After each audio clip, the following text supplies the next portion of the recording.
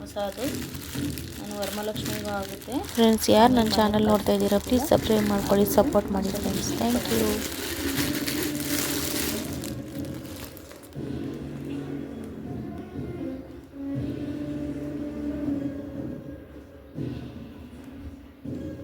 ನೋಡಿ ಇದು ಹೇಗಿದೆ, ಚೆನ್ನಾಗಿದೆ.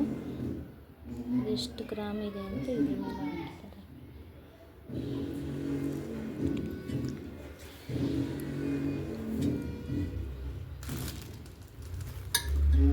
Friends, welcome back to my YouTube channel. I hope ನೀವೆಲ್ಲ ತುಂಬ ಚೆನ್ನಾಗಿದ್ದೀರಾ ಅನ್ಕೋತೀನಿ. ನೋಡಿ ನನ್ನ ಮಗಳು ನೋಡ್ತಾ ಇದ್ದಾರೆ. ಹಾಯ್ ಮಾಡಪ್ಪ.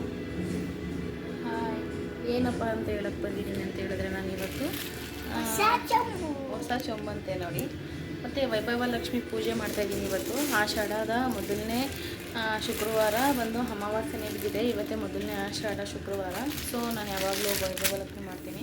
ಲಾಸ್ಟ್ ಇಯರು ಮಾಡಿದ್ದೆ, ಅವಾಗೆಲ್ಲ ನಾನು ವೀಡಿಯೋಸ್ ಎಲ್ಲ ಹಾಕ್ತಾ ಇರಲಿಲ್ಲ. ಲಾಸ್ಟ್ ಇಯರ್ಗೂ ಯಾವ್ದಾದ್ರು ಒಂದು ಕ್ಲಿಪ್ ಇದ್ದರೆ ಇದ್ರ ಜೊತೆಗೆ ಆ್ಯಡ್ ಮಾಡ್ತೀನಿ. ಇದು 3ನೇ ವರ್ಷದ ನಾನು ಮಾಡ್ತಾ ಇರೋದು. ನನಗೆ ತುಂಬ ಚೆನ್ನಾಗಾಗಿ ಬಂದಿದೆ ವೈಭವ ಲಕ್ಷ್ಮಿ. ಯಾರ್ಯಾರು ಮಾಡಿಲ್ವೋ ಮಾಡಿ, ತುಂಬ ಒಳ್ಳೆಯದಾಗುತ್ತೆ. ನೋಡಿ, ಈ ವರ್ಷ ನಾನು ಚೊಂಬನ್ನ ತೊಗೊಬಂದಿದ್ದೀನಿ. ಕಳಸೋ ಚೊಂಬು ಮತ್ತು ದೀಪ ಆಲ್ರೆಡಿ ಅಲ್ಲಿ ದೀಪ ಹಚ್ಚಿದ್ದೀನಿ ಅಂತ. ಕಳಸೋ ಚೊಂಬು ಬಂದು ಇದು ಬಂದು 1/4 kg ಜಾಸ್ತಿ ಇದೆ. 253 ಗ್ರಾಮ್ ಇದೆ. ಸೊ ದೀಪ ಇದು ಎಲ್ಲ ತೊಗೊಂಬಂದಿದ್ದೀನಿ. ಸೊ ಇವತ್ತು ವೈಭವ ಲಕ್ಷ್ಮಿ ಮಾಡ್ತಾಯಿದ್ದೀನಿ. ನಾನು ಹೇಗೆ ಮಾಡ್ತೀನಿ ಅಂತ ತೋರಿಸ್ತೀನಿ, ಬನ್ನಿ ನೋಡೋಣ. ಸೊ ನೋಡಿ, ನಾನು ವೈಭವ ಲಕ್ಷ್ಮಿಗೆಲ್ಲ ರೆಡಿ ಮಾಡ್ಕೊತಾ ಇದ್ದೀನಿ. ಈಗ ಟೈಮ್ ಆಗಲೇ 4 ಗಂಟೆ ಆಗ್ತಾಯಿದೆ ಈವ್ನಿಂಗು. ನೋಡಿ, ನನ್ನ ಮಗಳು ಶೂಟು ಜೊತೆ ಆಟ ಆಡ್ತಾಯಿದ್ದಾಳೆ. Shoot hi. ನೋಡಿ, ನಾಯಿ ಮಕ್ಕಳು ಇರೋ ಮನೇಲಿ ಎಷ್ಟು ಕೆಲಸ ಮಾಡಿದ್ರು ಮುಗಿದಿಲ್ಲ. ಬೆಳಗ್ಗೆ ಎಲ್ಲ ಅಷ್ಟೆಲ್ಲ ನೀಟ್ ಮಾಡಿದೆ. ಮತ್ತು ಆ ಬಟ್ಟೆ ಎಲ್ಲ ತಂದು ಹಂಗಂಗೆ ಬಿಸಾಕಿದ್ದಾರೆ. ಸೊ ನೋಡಿ, ಹಬ್ಬಕ್ಕೆ ತಯಾರಿ ಮಾಡ್ಕೊತಾ ಇದ್ದೀನಿ. ಮೊದಲನೇ ವೈಭವ ಲಕ್ಷ್ಮಿ ಮೊದಲನೇ ವಾರ ಶುರು ಮಾಡ್ತಾಯಿದ್ದೀನಿ. ನೋಡಿ, ಮಾವಿನ ಸೊಪ್ಪು, ಬಾಳೆ ತೊಗೊಬಂದಿದ್ದೀನಿ. ನೋಡಿ ಫ್ರೆಂಡ್ಸ್, ನೋಡಿ ಬಳೆ ತೊಗೊಬಂದಿದ್ದೀನಿ. ಒಂದೇನು ಬ್ಲೂ ಕಲರ್ ಬಳೆ. ಯಾವಾಗಲೂ ಗ್ರೀನ್ ಥರದಿದೆ, ಈ ಸರಿ ಬ್ಲೂ ಕಲರ್ ತೊಗೊಬಂದಿದ್ದೀನಿ. ಬ್ಲೂ ಕಲರ್ ಬಂದು ನನಗೆ ಇಷ್ಟ, ಅದಕ್ಕೆ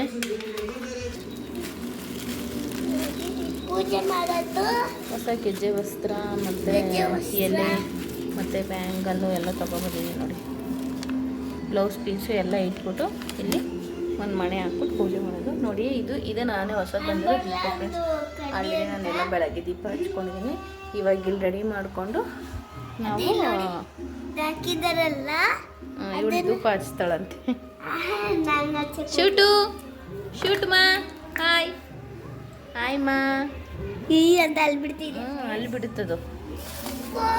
ಹೊಸದು ತಂದಿದ್ನಲ್ಲಪ್ಪ ಗೆಜ್ಜೆ ವಸ್ತು ಚಿನ್ನ. ಇದು ಬಂದು ತುಪ್ಪದ ಆರತಿ ಮಾಡೋದಕ್ಕೆ. ಆಮೇಲೆ ಲಾಸ್ಟಲ್ಲಿ ಆರತಿ ಮಾಡಬೇಕಲ್ಲ ದೇವರಿಗೆ, ಅದಕ್ಕೆ ಇದೊಂದು ತೊಗೊಬಂದಿದ್ದೀನಿ. ಅಡಿಕೆ ಎಲ್ಲ ತೊಗೊಬಂದಿದ್ದೀನಿ.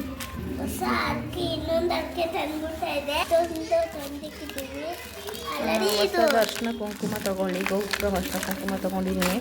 ಮತ್ತು ಗೆಜ್ಜೆ ವಸ್ತ್ರ ಹೊಸದು. ಆಲ್ರೆಡಿ ಲಾಸ್ಟ್ ಟೈಮ್ ತಂದಿರೋದೆಲ್ಲ ಇದ್ದಾವೆ, ಆದರೆ ನಾನು ಗೆಜ್ಜೆ ವಸ್ತ್ರ ಅವಾಗವಾಗ ಚೇಂಜ್ ಮಾಡ್ತಿರ್ತೀನಿ. ಸೊ ಅದೇ ತಗೊಂಡು ನೀವು ಒಂದು ವಾರ ಯೂಸ್ ಮಾಡಿದ್ರು ಮತ್ತೆ ಹಾಕ್ಬಿಟ್ಟು ಇಟ್ಟಿಟ್ಕೋಬೋದು. ಸೊ ಮೇಯ್ನ್ಲಿ ಅರ್ಶಿನದ ಕೊಂಬೇಕು ಇದಕ್ಕೆ. ಅರ್ಶಿನದ ಕೊಂಬು ನೋಡಿ, ಅರ್ಶಿನದ ಕೊಂಬು ನಾನು ಆಲ್ರೆಡಿ ಕಟ್ಟಿಟ್ಕೊಂಡಿದ್ದೀನಿ. ಅರ್ಶಿನ ಎಲ್ಲ ಹಾಕ್ಬಿಟ್ಟು, ಆಮೇಲೆ ಟೈಮ್ ಸಾಲೋದಿಲ್ಲ ಅಂತ. ನೋಡಿ ಫ್ರೆಂಡ್ಸ್, ಇದು ಎತ್ತಿಡಬೇಕು. ಆ್ಯಕ್ಚುಲಿ ಇದಕ್ಕೆ ಮುಂಚೆ ಎಲ್ಲ ಇದರಲ್ಲೇ ಕೂರಿಸ್ತಾ ಇದ್ದಿದ್ದು. ಈಗ ನಾನು ಬೆಳ್ಳಿ ಚೊಂಬು ತಂದಿದ್ದೀನಿ. ಸೊ ಬೆಳ್ಳಿ ಚೊಂಬಲ್ಲಿ ನಾನು ಕಳ್ಸ್ಕೊಳ್ಸ್ಕೊತಿದ್ದೀನಿ. ಒಂದು ತಟ್ಟೆಗೆ ಅಕ್ಕಿ ಹಾಕಿಟ್ಕೊಂಡು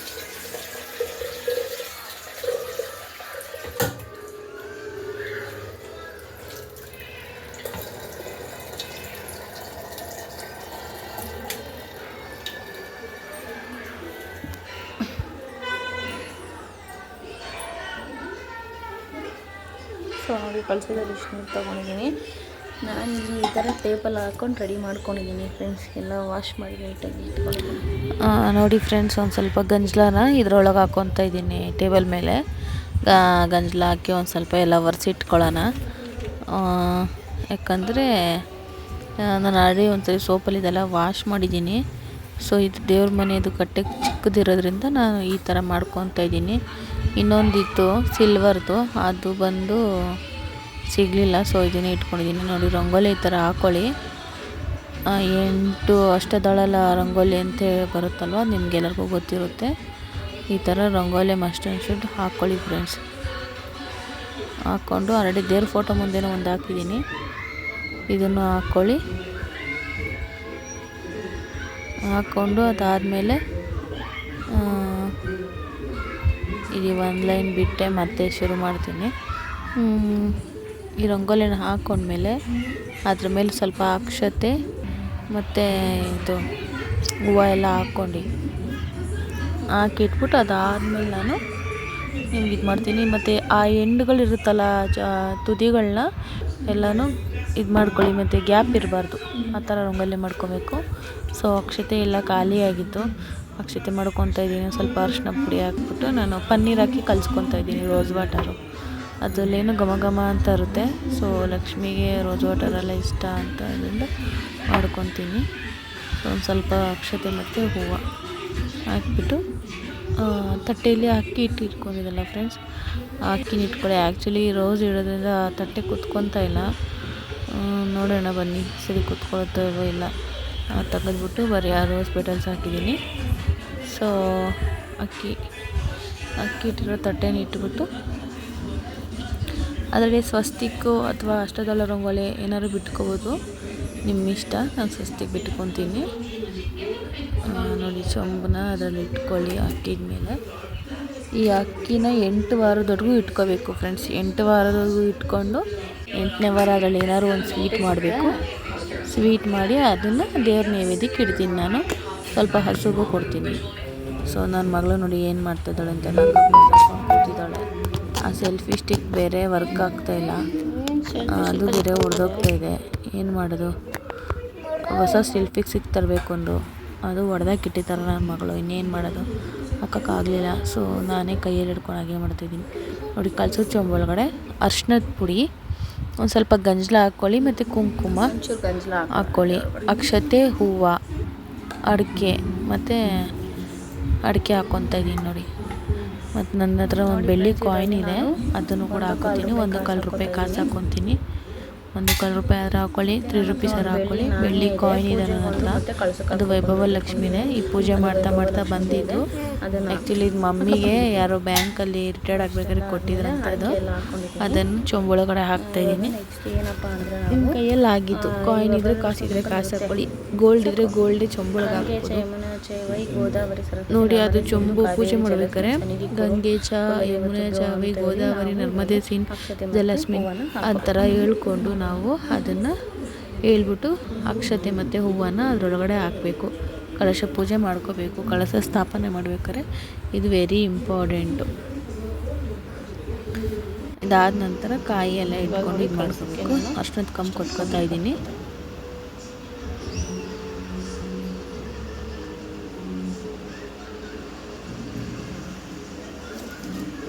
ತೊಳೆದು ಇಟ್ಕೊಂಡಿರೋ ಮಾವಿನ ಎಲೆಗಳಿದ್ದಾವೆ, ಇದನ್ನು ಇಟ್ಕೊತೀವಿ.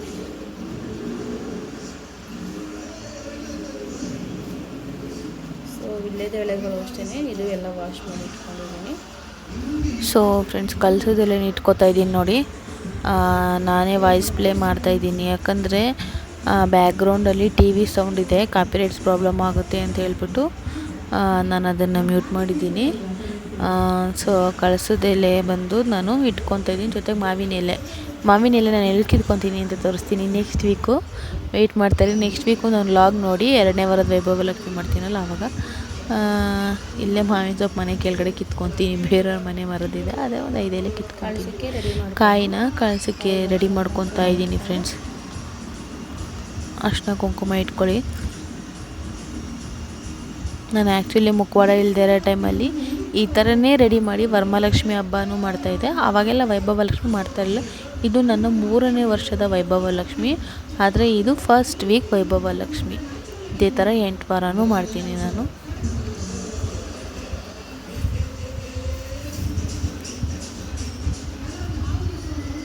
ನೋಡಿ ಇದಾಯಿತು.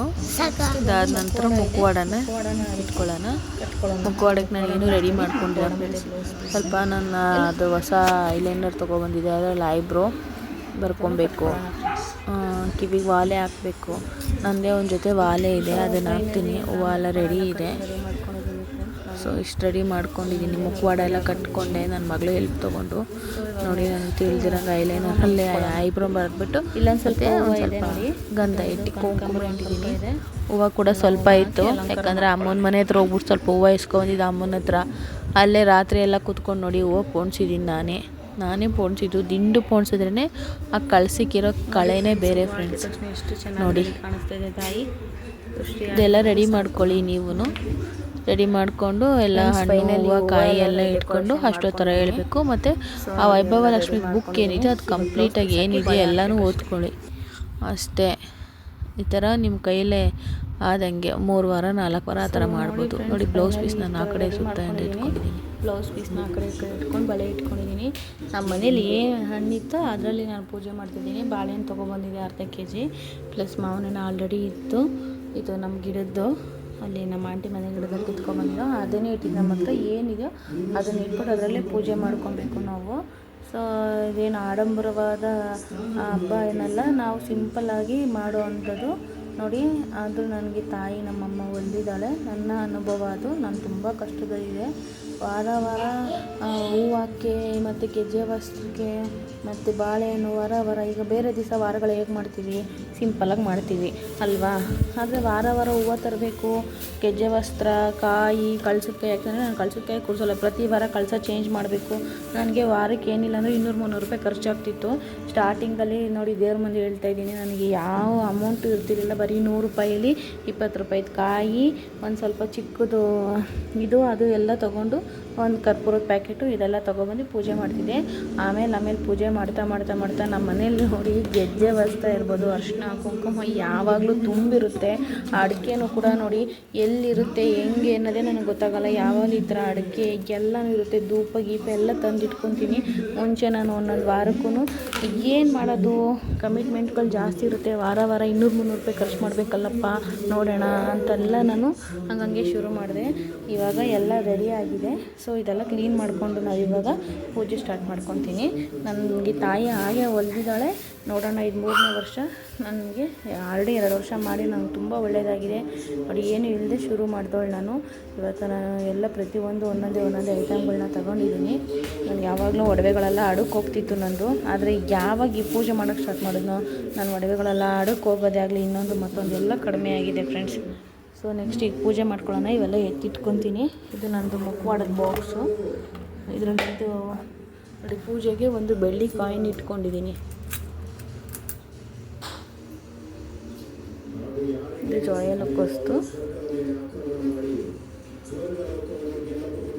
ಬೆಳ್ಳಿ ಕಾಯಿನ್ ಇಟ್ಕೊಂಡಿದ್ದೀನಿ. ಜಾಯಲಕ್ಕೋಸ್ತು ಒಂದು ಕಾಯಿನ್ನ ಕಳಸದೊಳಗೆ ಹಾಕಿದ್ದೀನಿ, ಒಂದು ಕಾಯಿನ್ನ ಇಲ್ಲಿ ಕಾಸಿನ ಜೊತೆ ಇಟ್ಟಿದ್ದೀನಿ. ಮತ್ತು ಬಟ್ಲಲ್ಲಿ ಯಾವ್ದಾದ್ರು ಒಂದು ಒಡವೆ ಇಟ್ಕೊತೀನಿ. ದೇವ್ರಿಗೆ ಒಂದು ಸಣ್ಣ ಸರ ಇದೆ ನನ್ನ ಹತ್ರ, ಅದನ್ನು ಹಾಕ್ಬಿಟ್ಟು ಪೂಜೆ ಮಾಡ್ತೀನಿ. ನಾನು ಫಸ್ಟ್ ಶುರು ಮಾಡಿದಾಗ ನನ್ನ ಹತ್ರ ಈ ಚಿಕ್ಕ ವಾಲೆ ಬಿಟ್ಟರೆ ಬೇರೆ ಒಡವೆಗಳೆಲ್ಲ ಇರ್ತಿರ್ಲಿಲ್ಲ. ಇದು ಫಸ್ಟ್ ಇಯರ್ ಮಾಡಿದೆ, ಮಾಂಗಲ್ಯ ಸರ ಮಾಡಿಸ್ಕೊಂಡೆ. ಹಂಗೆ ಒಂದೊಂದೇ ಎಲ್ಲಗಳು ಒಡವೆಗಳೆಲ್ಲ ಸಣ್ಣ ಪುಟ್ಟದ್ದು ಮಾಡಿಸ್ಕೊಂಡಿದ್ದೀನಿ. ತಾಯಿ ಸಾಕು ಇಷ್ಟು ಹೊಲ್ದಿದೊಳಗೆ ಅದಕ್ಕೆ ಸಂತೋಷ ಪಡ್ತೀನಿ. ಸೊ ನೀವು ವ್ಲಾಗ್ ನೋಡ್ತಾ ಇರಿ. ನೆಕ್ಸ್ಟ್ ಪೂಜೆ ಸ್ಟಾರ್ಟ್ ಮಾಡ್ಕೊತೀನಿ.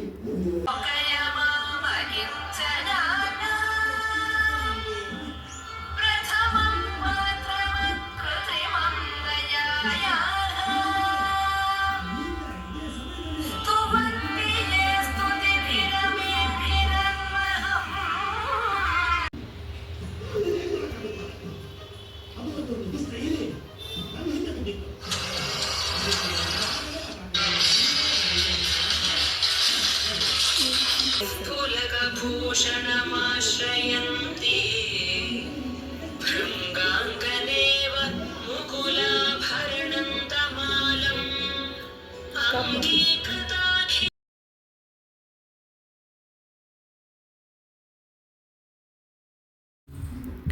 ನೋಡಿ ಫ್ರೆಂಡ್ಸ್, ಇವಾಗ ನಾನು ಲಕ್ಷ್ಮಿ ಅಷ್ಟೋತ್ತರ ಹೇಳ್ಕೊತಾ ಇದ್ದೀನಿ. ಓಂ ಪ್ರಕೃತಿ ನಮಃ, ಓಂ ವಿಕೃತಿ ನಮಃ, ಓಂ ವಿದ್ಯಾಯ ನಮಃ, ಓಂ ಕಮಲಾಯ ನಮಃ, ಓಂ ಕಾಂತಾಯ ನಮಃ ಅಂತ ಹೇಳ್ಕೊತ ಇವತ್ತು ನಾನು 108 ಅಷ್ಟೋತ್ತರನ ಹೇಳ್ಕೊತಾ ಇದ್ದೀನಿ. ನಾನು ಇವತ್ತೇನಪ್ಪ ಅಂದರೆ ರೋಸ್ ಹೂವು ತುಂಬ ಮಿಕ್ಕಿತ್ತು ಮತ್ತು ಮಳ್ಳೆ ಹೂವು ಮಿಕ್ಕಿತ್ತು.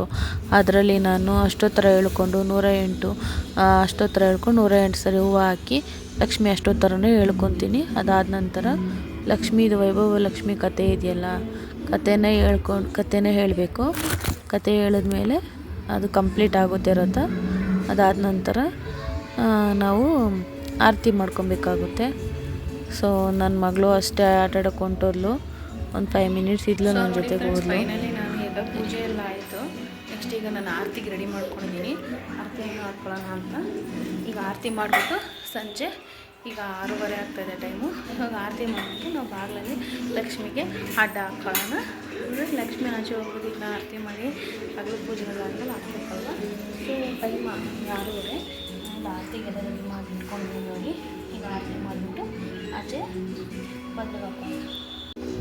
ಈಗೇನು ಆರತಿ ರೆಡಿ ಮಾಡಿ ಇಟ್ಕೊಂಡಿದ್ದೀನಿ. ಕೆಂಪು ನೀರಲ್ಲಿ ಒಂದು ಸ್ವಲ್ಪ ತುಪ್ಪದ ಆರತಿ ರೆಡಿ ಮಾಡಿ ಇಟ್ಕೊಂಡಿದ್ದೀನಿ. ಸೊ ನೋಡಿ, ತುಪ್ಪದ ಆರತಿಯಲ್ಲಿ ನಾವು ಆರತಿ ಮಾಡ್ಕೋಬೇಕು. ಸಂಜೆ 6ರಿಂದ 6:15 ಅಥವಾ 6:30, 6:45 ಒಳಗೆ ಆರತಿ ಮಾಡಿಕೊಂಡು ಹೊಸಲಿಗೆ ಅಡ್ಡವಾಗಿ ಹಾಕ್ಕೋಬೋದು. ನಮ್ಮ ಮನೆ ಬಾಗಿಲು ಎಲ್ಲಿದೆಯೋ, ಮನೆಯಿಂದ ಆಚೆ ಏನಿದೆಯೋ ಅಲ್ಲಿಗೆ ಹಾಕ್ಕೊಳ್ಳಿ. ಆಮೇಲೆ ಗೇಟ್ ಹತ್ರ ಹಾಕ್ಬೇಕಾ, ಅಲ್ಲಿ ಹಾಕ್ಬೇಕು, ಇಲ್ಲಿ ಹಾಕ್ಬೇಕಾ ಅಂದ್ಬೇಡಿ. ನಮ್ಮ ಮನೆ ಹೊಸ್ಲಿಂದ ಆಚೆಗಡೆ ಹೊಸ್ಲ ಹತ್ರನೇ ಹಿಂಗೆ ಅಡ್ಡ ಹೂಡಿ, ಬಲಗಡೆಯಿಂದ ಎಡಗಡೆಗೆ ಹಿಂಗೆ ಅಡ್ಡ ಹೂಡಿ, ಅದಾದ ನಂತರ 3 ಸತಿ ಎಲೆ ತೆಗೆದು ತಾಯಿಗೆ ನೆಲಕ್ಕೆ ಟಚ್ ಆಗಬೇಕು. 3 ಸತಿ ನಿವಾಳಿಸ್ಬಿಟ್ಟು ಅಲ್ಲೇ ಇಡಿ. ದೀಪ ಕಂಪ್ಲೀಟ್ ಆದಮೇಲೆ ಬೇಕಾದ್ರೆ ನೀವು ಅದನ್ನು ಹೊಸ್ಲಿಕ್ಕೆ ಅಡ್ಡವಾಗಿ ಹಾಕ್ಕೋಬೋದು. ನಾನು ನೈವೇದ್ಯಕ್ಕೆ ಏನು ಮಾಡಿದ್ದೀನಪ್ಪ ಅಂದರೆ ರವೆಯಲ್ಲಿ ಸುಮ್ಮನೆ ಸಜ್ಜಪ್ಪ ಥರ ಮಾಡಿದ್ದೀನಿ ಒಂದು ಸ್ವಲ್ಪ. ಈ ಸತ್ಯನಾರಾಯಣ ಸ್ವಾಮಿ ಪೂಜೆಗೆಲ್ಲ ಮಾಡ್ತಾರಲ್ಲ, ಥರ ಕೇಸರಿ ಬಾತ್ ಮಾಡೋಣ ಅಂದ್ಕೊಂಡೆ. ಸೊ ಕೇಸರಿ ಬಾತ್ ಮಾಡೋಕ್ಕಾಗಲಿಲ್ಲ, ಕೇಸರಿ ಪೌಡರ್ ಇರಲಿಲ್ಲ. ಅದಕ್ಕೆ ರವೆ, ಗೋಡಂಬಿ, ತುಪ್ಪ ಎಲ್ಲ ಹಾಕಿ ಹುರಿದ್ಬಿಟ್ಟು ಸ್ವಲ್ಪ ಹಾಲು ಹಾಕಿ ಮಾಡಿದ್ದೀನಿ. ಇದು ಕೂಡ ತಾಯಿ ಲಕ್ಷ್ಮಿ ತುಂಬ ಇಷ್ಟ. ಸೊ ಇಲ್ಲಿಗೆ ನನ್ನ ಪೂಜೆ ಮುಗಿದಿದೆ. ಯಾರು ನನ್ನ ಚಾನಲ್ ಸಬ್ಸ್ಕ್ರೈಬ್ ಮಾಡ್ಕೊಂಡಿಲ್ಲ ಪ್ಲೀಸ್ ಸಬ್ಸ್ಕ್ರೈಬ್ ಮಾಡ್ಕೊಳ್ಳಿ, ಸಪೋರ್ಟ್ ಮಾಡಿ. Bye friends, thank you all.